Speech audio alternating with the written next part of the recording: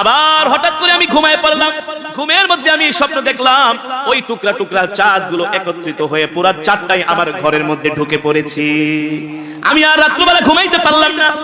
ওই পাদ্রী ডাক দিয়ে বলে, আবু বকর, আমি তো আগেই বলেছি আপনার নাম আবু বকর, আপনার ছাড়া আপনি ছাড়া এত সুন্দর স্বপ্ন আর কেউ দেখতে পারে না। আল্লাহু আকবার। আবু বকর ডাক দিয়া বলে, এবার আমার স্বপ্নের ব্যাখ্যা বলেন। বলে, আবু বকর, আপনার কপাল ভালো, আপনার খুশনসিব। আপনি যে স্বপ্ন দেখেছেন আবু বকর, এই স্বপ্ন আপনি ছাড়া আর কেউ দেখতে পারে না। কারণ শেষ জামানায় একজন নবীর আবির্ভাব হবে, তার নাম হলো মুহাম্মদ ইবনে আব্দুল্লাহ। আল্লাহু আকবার। তার নাম কি? জোরে বলেন।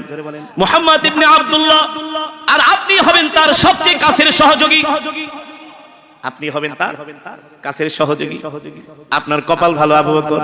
এ আবু বকর, ওই যে টুকরা টুকরা চাঁদের আলো দেখছেন মানুষের ঘরে ঢুকছে, এর ব্যাখ্যা হলো